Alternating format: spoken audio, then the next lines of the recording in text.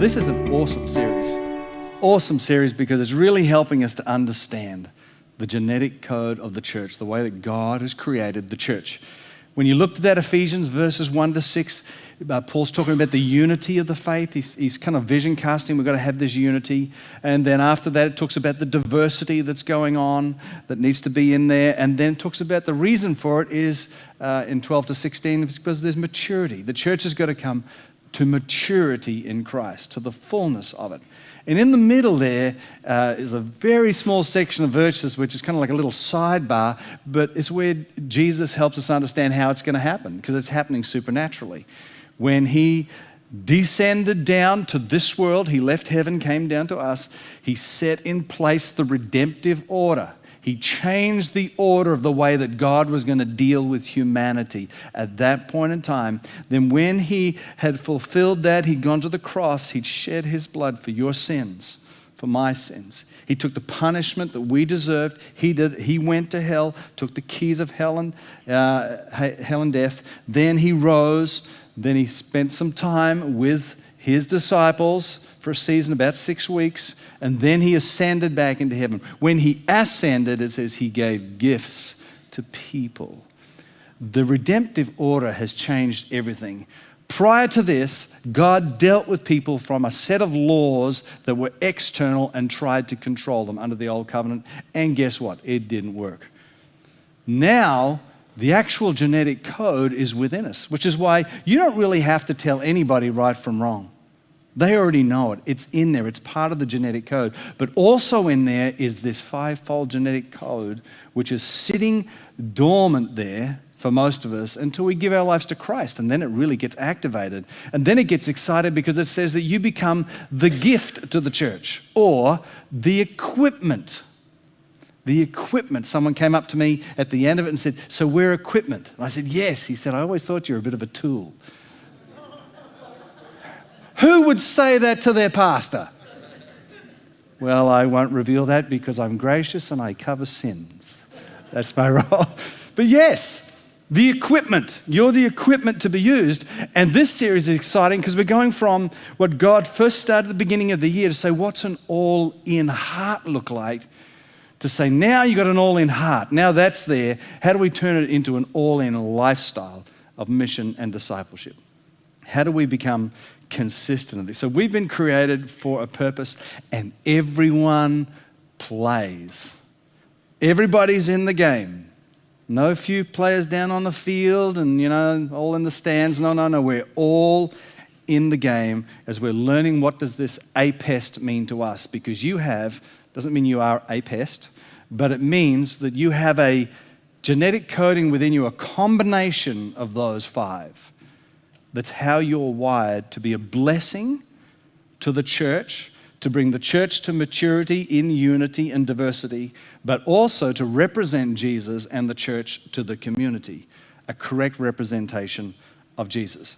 It's been so funny during the week. I've had people texting me saying, "I thought for sure that I was this combination, blang, blang, blang, and then look what I've got. It's come back like this." And I said, "Yeah, that's kind of what I thought." Because we don't really understand this. We're just starting to work through it and develop it ourselves. But this is going to be very, very exciting, because when you get it and you start functioning in it, you kind of never really work another day in your life, particularly if you can take your genetic wiring outside of your kingdom stuff and into your business and other areas, because you actually are the way that you're wired. I did get a phone call late on Wednesday night. It's one of our villagers was meeting, and they were having a discussion about what I'd shared. And I mentioned the hand. And for some unknown reason, they couldn't remember anything about the hand other than don't bring the evangelist out. That's all they could remember. So let me recap it for you again, just so you can get this. It's a good way to remember it. The apostles, the thumb. This is the one that touches all the other digits. It's involved with the change and innovation. This is the extender of the kingdom. And he got to have all the others with him. Then, of course, there's the prophet. The prophet, he's listening to God, hearing from God, discerning what is on God's heart. He starts to point out, this is the direction, starts to do some rebuking and that kind of thing. Very powerful if the apostle was alongside him. Extremely powerful. So he's kind of like discerning. Now, the evangelist, he stands out the most, and he's got the greatest potential to offend, particularly if he's by himself. The evangelist must never come out on his own. If somebody cuts you off in the traffic, it's okay, bring out the apostle. You could even bring out the prophet. Whatever you do, don't bring out the evangelist unless all the others are alongside it, because that'll cause nothing but road rage and you'll be in all sorts of trouble. Keep him in there with everybody else. He's the recruiter. They're the ones that love to recruit. They gather, they network, they get people in. They're just very effervescent. The shepherds, this one here, that's your ring finger. That's till death do us part. They're the nurturers. They're the carers. And then the poor old teacher down here, he's into everything. He's all over the place, but he's into all sorts of stuff, but works very closely with the apostle and very well connected with the shepherd. It's hard to bend that pinky on its own, and that's why those two roles are often very much together, shepherding and teaching. So that was what it's about. So when you go back to life group, you can take the emphasis off the evangelist and look at the whole thing. Now, they all have this one catch cry to help us understand, because we're trying to find out where we're in this. The apostle says, let's go take the mountain. But the prophet will say, hang on, wait a minute. Let's make sure it's the right mountain, because there's a lot of mountains that apostles want to take. The evangelist goes, this is fabulous. Let's get everybody together and let's all go running up the mountain. But then the shepherd goes, well, hang on. If we're all going to go up the mountain, let's make sure everybody gets up the mountain safely, okay? And the teacher's going, you want to go up the mountain? I'll show you how to go up the mountain. Follow me and I'll teach you how to go up the mountain. That's how they all work. Now, the teacher models it. It's very much like if you've ever gone climbing, done some rock climbing with an experienced climber and you're inexperienced, the climber will say to you, you put your foot where I put my foot, you put your hand where I put my hand, and that's how you successfully make it up. So that's how you stay safe. That's what the teacher is. They don't just sprout it off, they model it. They teach it. So I just want to encourage you all this morning as we start going on to the one now, you're going to look at the apostle, the apostolic one, to just be thinking about this and just be open. If you are the apostolic, actually, how many discovered that you did the test? We did about 80 tests last week. So who discovered you're apostolic at the top? Oh, okay, got a few of you. Okay. Well, those of you that are apostolic, you're going to understand how you're wired, and that'll be very exciting for you. For those of us that aren't apostolic, whatever you do, don't switch off, because for these guys here to open anything, they have to have one of these. So you need to know who the apostolic giftings are, because they actually help to open. So parents, you listen up too, because this genetic code is in your children, and if you are very attentive, you'll get to figure out, and you watch them as you understand how all works, you'll go, okay, I kind of figuring out how my little one is wired up. Important to remember, this text is not a top-down leadership Moses text. It's a bottom-up servanthood ministry text. It's not about ranks. Who's got the rank of the apostle? No, it's about who's got the role, and they're all in the foundations. So with that in place, let's have a look at the apostle. Let's see if we can find out a little bit about these dudes. The apostle comes from the Greek word apostolos, and it means one who is sent. That's what it means, one who is sent. They are sent on a particular purpose, or they're commissioned by a person, and we're sent by Jesus. And we are also moved in his authority and power. So the apostle is sent by Jesus to do what his commands are and going in his power and his authority. These are the visionary and pioneering ones. These ones might establish churches, they might establish new faith communities, they might establish businesses, different ideas of how things could work in the kingdom. They are the ones that will always come to the forefront when you need breakthrough. When everyone looks and goes, man, we're stuck. Where do we go from here? How do we go forward? It's the apostolic that will come through with the reinventing and come forward. They provide for the rest of us the ability to seek vision and to start new things. You can always tell when you've been around an apostle for a while. If you're going to have a coffee with an apostle, you'll understand it, or someone that's apostolic, because you'll start to think, maybe change is not a bad thing. That's what they'll have you thinking. Maybe change is not a bad thing. Maybe it's something I should buy into. What they do is they invest in you and ignite in you vision and mission and possibilities and all that kind of stuff. Without the apostolic, nothing gets done. Everything goes inside and nothing happens. So they're very, very important in the process. I met with a guy during the week. He came in, and I haven't seen his test, but I'm pretty sure he's going to be apostolic, because he was saying to me, you know what we need to do? And I go, oh, that's great. What do we need to do? Tell me what we need to do. He said, we need to take these youth, and when we get them in youth, we work out with them whether they're going to be, their ministry is going to be ministry as into the body, or whether it's ministry out into the world. And he said, and then we'll teach them how to set up a business. We'll model for them. We'll invest in them. We'll mentor them, or we'll teach them in the ministry. So by the time they finish school, they'll already have their business up and flying and this, that, and the other. And he was so passionate, and he's so excited. I said, that's a great idea. You can do that. That's a great idea. But I'll guarantee, see, apostolic, he wants to see others released.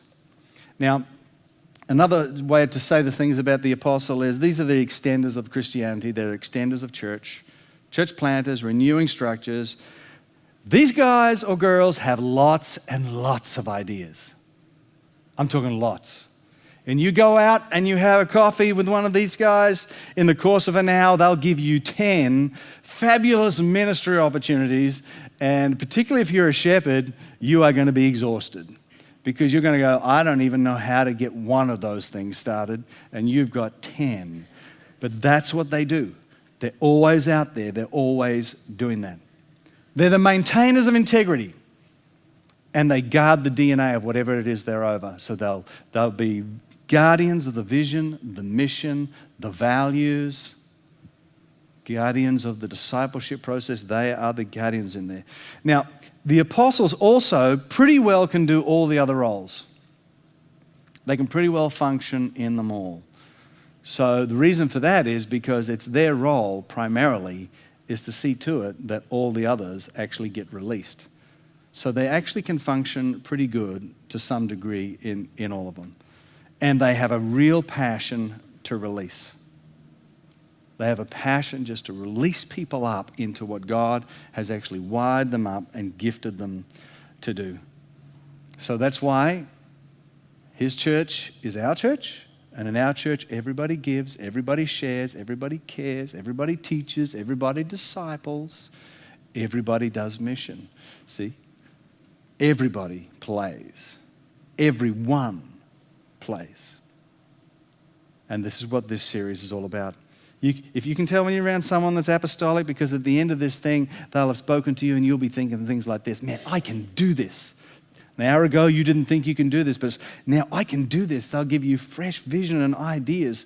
When you're stuck on something, you'll share it and I'll go, have you thought about this? Have you thought about that? And I'll throw 2 or 3 things and you'll leave going, man, I know what to do and I can do this. I can get through.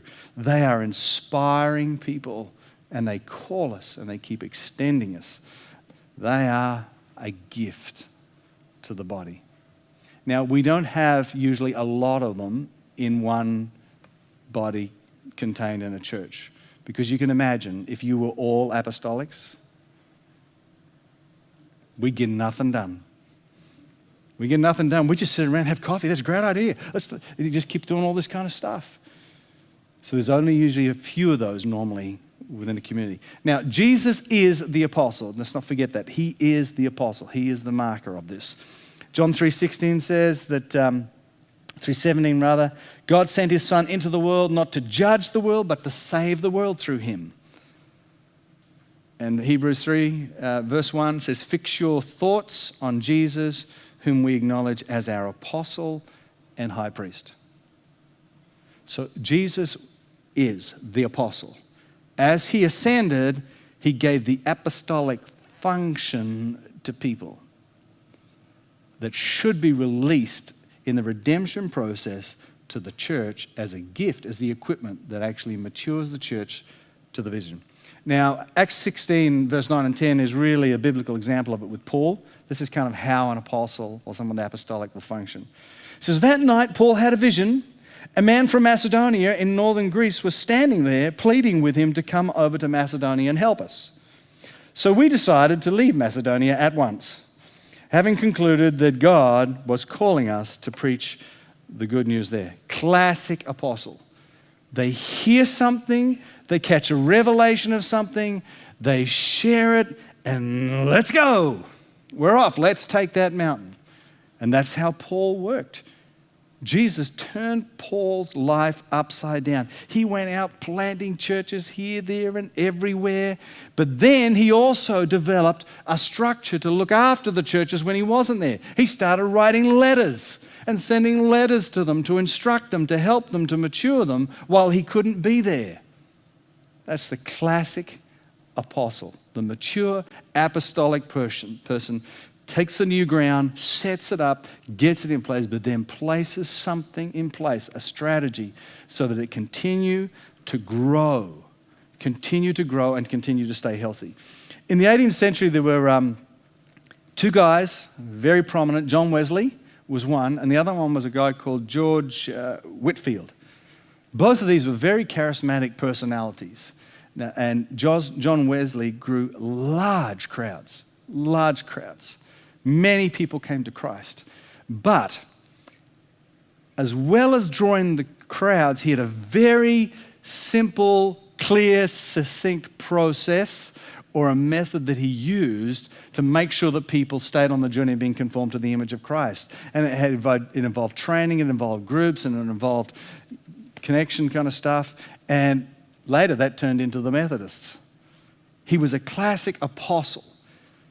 Build the crowd, take the land, but then put the systems in place to do it. And they were very effective in reaching people for Christ, and they also did a lot of good with social welfare stuff by the abolition of slavery. They did a lot. Now, George Whitefield was the contemporary of John Wesley, equally as charismatic, many crowds and people everywhere, but he developed nothing alongside it. Nothing. At the end of his life, George Whitefield is commented as saying, I feel like I just built my life on the sand. He was probably just an evangelist, just a networker, just someone that loved, can gather, can recruit, build crowds, but he wasn't an apostle. And without the apostolic and the function and what they bring, the sustainability is not there. Eventually, the crowds will go away. So that's the difference between those two. The apostles bring to the organization the ability to spot what's not working. How do we restructure? How do we reshape? How do we develop? And they do it for lasting return. So they're always looking at how is it going to work better, going to be more effective so that we get a better return on things. It's important to remember that when you see the word apostle in the scriptures, sometimes it's referring to the 12 apostles, which were the 12 key guys that Jesus had that he worked with for 3 years. But also when you're reading it, it talks about 12 other apostles in there, some of whom are women. But today, when we're looking about this, we're not looking at that fivefold ministry of looking for more of those. We're looking at it now from that genetic code that Jesus now gifted to the body. It's gone from a leader to the body. We're looking for, this is for the apostolic, evangelistic, prophetic, shepherding, teaching ministry that's going to mature the church, that's going to expand the church in all different directions and mature the church. Now, apostles got to be careful too, because sometimes they can feel like they're more important. Oh, well, I'm the apostle. Well, great. Try and open something on your own. They can't open much on their own either, but together. And you've got to remember too that Ephesians 2:20 says that the church is built on the foundation of the apostles and the prophets. Where do you find foundations? Are they sitting in the nice seats in the balcony? Have they got the most prominent places in the marketplace? Do they look spectacular? No, they're down in the mud. They're down here in the mud. They're laid in the foundation. This is a servanthood role, this is. And the apostle is called to be the servant of all. because he's got to give himself or herself to see to that everything else takes place. Are you catching some from the Holy Spirit about how this gift is to the church? Maybe you're understanding yourself a little better. I hope those of us that aren't apostolic are getting an appreciation for the apostolics. Here's a thought for you. This DNA is in us, this genetic code's in us from when you're young. What about the kid that you give them something and they're so excited about it? And if I just get this thing, I'll never want anything ever again because that's all I ever want. And they've got it, and it's like after about 2 hours, they figured it out and they are bored stiff, and then they're on to the next thing.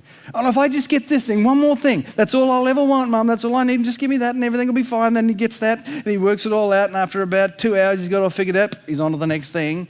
Well, you know what you do with those? You medicate them because they're ADHD. Maybe they're apostolic. That's the apostolic gift. They set it up, they reinvent, they figure it out, they get it working, they hand it off to someone else and get on to the next thing. Maybe we're medicating all of our apostles.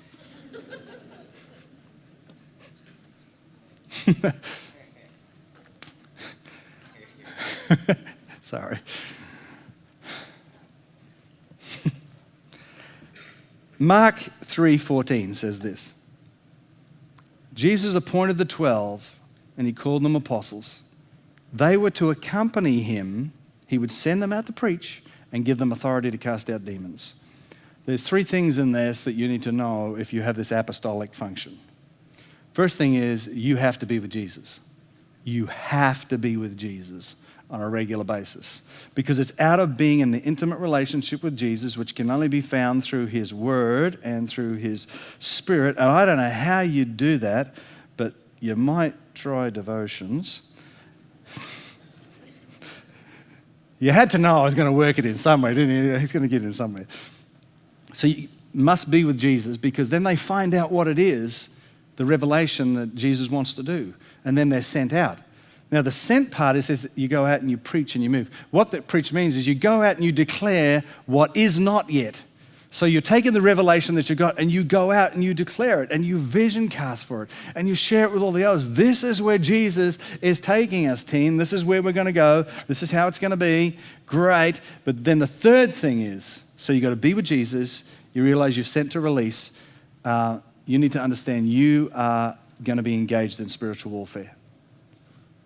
The apostle comes under attack more than anybody else, because the function is in order to release the body. It's to extend the kingdom. So you're going to have to be aware of that, and you're going to have to learn how to fight in the spirit. Ephesians chapter 6, you better know the armor of God. You're going to have the gifting, because that's what's required. The apostolics, yes, it sounds very exciting, but there is, you basically have a big target on you if you're going to function in your apostolic calling. And it's like, right, because the devil doesn't go after anybody that's not doing anything.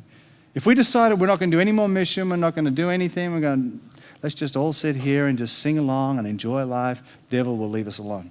But if you're going to step up and say, no, we're going to take new ground, we're going to pioneer into new area, we're going to become one church in multiple locations with multiple expressions, you've got a target on you, so you need to know that. So you've got to be involved with spiritual warfare. So in a moment, I'm going to ask Kirsten to come up here. And we're going to have a bit of a chat about the characteristics of an apostle. Let me just give you her genetic code. She is apostolic 31, 29, so it's very close, she's evangelist. Then 27 is prophet. Then she goes down to 21, teacher, and then she goes down to shepherd. Now, when you're thinking about the apostolic, you need to understand some things about you. There are 2 significant apostles in the scriptures. There's Paul and there's Peter. So there's Pauline apostolics and there are Petrine apostolics. The Pauline are the ones that sent to expand the kingdom out. They're going to go plant churches. They're going to develop new communities because they want to go work with the Gentiles. That was Paul. The Petrine apostolic is one that God sends to the people of God. Peter went to the Jews, in order to try and reinvent, re-inspire, re-engage them, and actually get them to do some mission and discipleship. So one is going outward, but the other one is reinventing inward, and they're both apostolics. So Kirsten, come on up, Kirsten. She is a Petrine apostolic.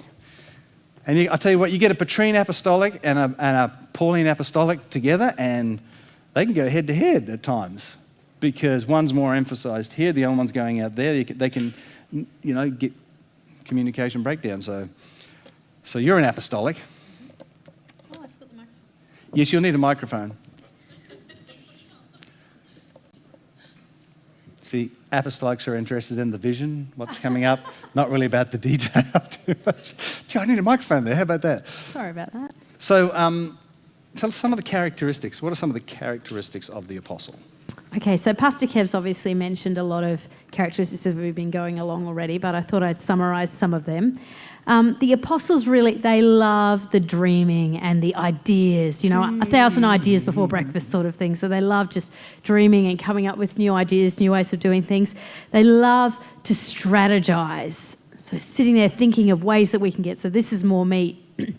Love strategizing. You get 4 apostles in a room, and in 20 minutes they've worked out how to solve all the world's problems and world peace, all of that done. Okay, so they just love to sit and chat and strategize, think about different ways of doing Kirsten things, loves better ways meetings, of that. she loves strategy, she loves whiteboards. God bless her in her venture. She loves it. That's how she's wired. It's amazing to watch. Yeah. What else we got? They love causing breakthrough. So working out different ways to bring that breakthrough, bring about the change in a positive way, love change. They love challenging the status quo, which is good unless you're the status quo. So they love pushing the boundaries like that. And we were thinking of a sporting metaphor. So it's kind of like in football, and forgive me if I get this really wrong, like the 5/8 role. So the guy who's Anyone out there... remember the 5/8 role? Anyone? The guy who's out there, he's looking for the breaks, he's looking for the opportunities, the ways to change the game up a bit. And he doesn't necessarily have to score the try himself. He's more than happy to set things up so that the other guy can get in and score the try. But he's always looking for those different opportunities, knowing where to pass the ball and things like that. So it's very much they love that sort of thing, really bringing the change to bring breakthrough. So some different words, things like imagine. They love to imagine, initiate. When you get around an apostle, you can really feel like they're exciting, they're envisioning into you. They can be challenging, stretching, changing. So they can even be unpredictable and impatient, when they're pushing for these things. So then some of the potential pitfalls facing the apostles. So like Pastor Kev said before, we need to grow in maturity in this function that God's called us to. And so some of the potential pitfalls that face them, I read this really funny thing during the week about an apostle that said, I'm not arrogant, I'm just better than you. So that's kind of the that's apostle. An out-of-balance apostle.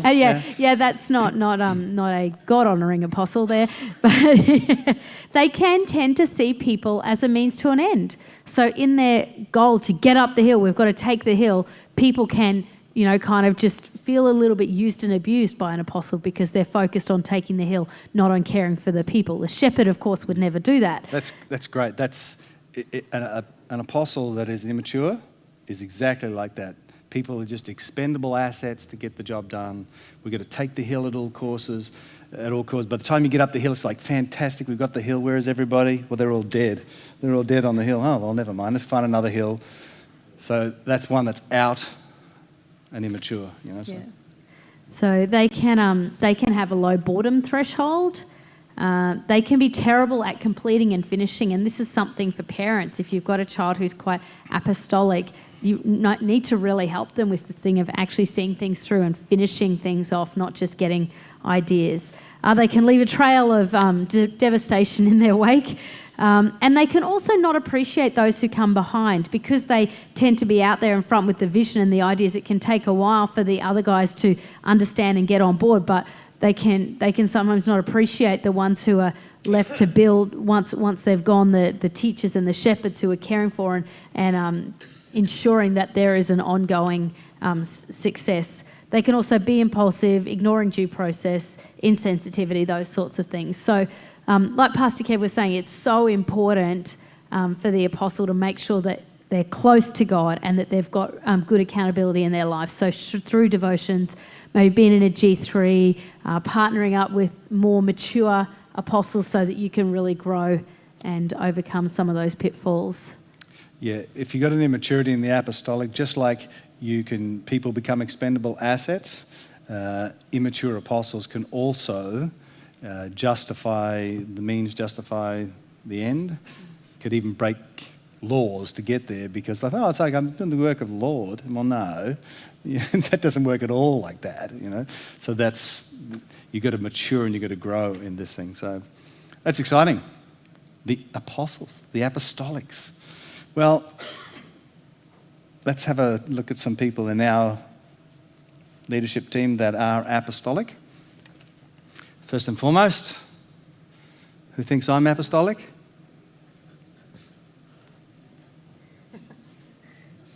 I'm apostolic. Yeah, I'm apostolic. Mine is apostolic, teacher, prophetic, which is actually anyone leading anything needs that combination. Because apostolic is going to keep growing, keep moving forward, keeping outward, teaching, creative communication gift to be able to convey to others, and then prophetic means that, hey, listen, we're not going to stray from what's going on. So that doesn't mean whether you're leading a club or leading a church or leading whatever. That's a good combination. So that's where I am. The others that are here, Jeff Arnold is apostolic. This will come as a surprise to you. Cameron Markham is apostolic. Cameron, no matter what you give Cameron to do here, he'll do it here, and then he'll go and duplicate it outside in the community. And you go, what? I didn't even ask you to do that, Cam. I mean, don't tell Pastor Eugene I said this, okay? Oh, hang on, it's on there. Pastor Eugene used to always say to me, man, that Cam's frustrating. I give him something to do, and he keeps going outside. And then, of course, I started dealing with Cam, and he does the same thing.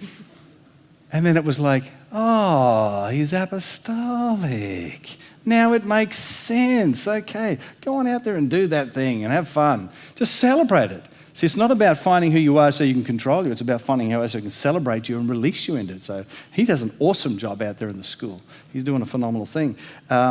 Ricky Naker is an apostolic, and he's a business owner. He owns Australian Institute of Learning. It's a training college.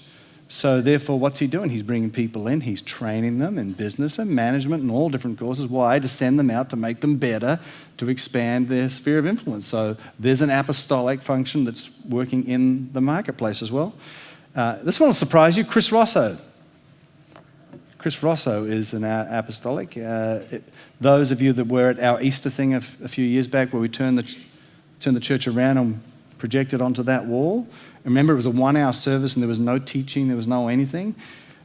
He's apostolic and he wants to see the arts used in such a way that it creates space and moments that connect your heart deep with God, because if your heart connects deep with God, you'll get passionate about what he's passionate about, which is the lost, mission discipleship. So he's a patrine. It's like, how do we turn the body and reinvent the body? What else we got? Jim Thompson, Mark Wattigo, John Willock. John's a self-funded retiree, and he developed the business Gardens in Paradise so that he can generate funds for mission.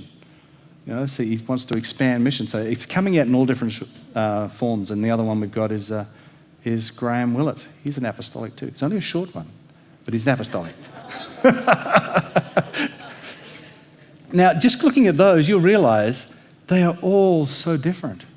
They are all so different. Just thank Kirsten for coming. Now, the reason they're so different, this is why you don't want to pigeonhole yourself in something at this early stage of the game, because every one of us, you can be apostolic with a Pauline or a Petrine, and I actually have a balance of the both, which is very, once again, handy when you've got to work outside and inside an organisation, But on top of that, you've got to look at the other 5, because the whole 5 of the strand is within you, and that combination there will also affect the way that you function. So it's going to be an exciting journey for you as you're actually trying to figure out how this all comes together. Now, here's something, just some disciplines for the apostolic. Here is the thing that you need to cultivate if you're an apostolic. You must cultivate patience. Apostolics are not good with patience. We are not good with it. It's like, Lord, I want to do this and I want to do it now. But God says, no, we do this now and we do this later, and you've got to learn to cultivate this. It's a bit of a joke in our household because whenever I start throwing around some ideas and some things, Anne keeps a little book and she writes them down. She says, about 5 years from now. And sure enough, she says to me all the time, she said, what God speaks to you about, oftentimes you're 5 years ahead of all the rest of us. You've got to wait for us to catch up, and that's a lot of patience. So you've got to develop patience. You've also got to develop a high amount of accountability. We must be accountable. You cannot be out there on your own. You need to have accountability. So I've got the eldership, so I've got 5 guys in there, and then I've got an executive, another 5, and in amongst those 5 are all of these gifts here. So I'm held highly accountable. We need to be. We need to be. Otherwise they do. They just create a devastating thing because it's like we take the hill. I don't care what you think. You'll do what I say. Rah, rah, rah. And it's like, poof. And it's kind of like devastating for the kingdom. That's an immature apostle. Okay, listen, let's look at some of the apostolic in sort of like everyday life that we might know. These are the entrepreneurs. They're the explorers, the innovators of business, those who start things, people who transform stuck situations, those that spot hidden talent, and business areas of constant change. Like the fashion industry is full of apostolics because you've got to continually keep reinventing and coming up with something new design-wise. So here's a few photos of guys that you would know. Simon Cowell has an apostolic thing. He started American Idol. Now he's started something more challenging. Britain's Got Talent, and he's having trouble. I can do that, you see, because I'm Wales, British, so I'm really close. I can get away with that one. But he wants to find what's in other people and release them. That's an apostolic function. Here's another one, Gordon Ramsay, foul-mouthed kitchen man. He goes in, what he loves to do is go into kitchens and restaurants that are dying, and he goes in there and he basically slices and dices and does his thing and reinvents the whole thing and turns the thing back around. Donald Trump, you see him on the show The Apprentice, same kind of thing. Steve Jobs from Apple, who's passed away now, and he, I don't know exactly where I heard it, and I don't know if it's accurate, but I felt like someone told me that Steve Jobs left about 18 years of innovation ahead of him to say this is where we're going for the next 18 years. That's an apostolic. They're actually preparing out beyond themselves. Jamie Oliver, you know, he wants the Ministry of Health. He's determined to change the nation, and he's doing a great job up at Ipswich. Sir David Attenborough is another one where he talks about the mating habits of the wild dingoes on the side of the street.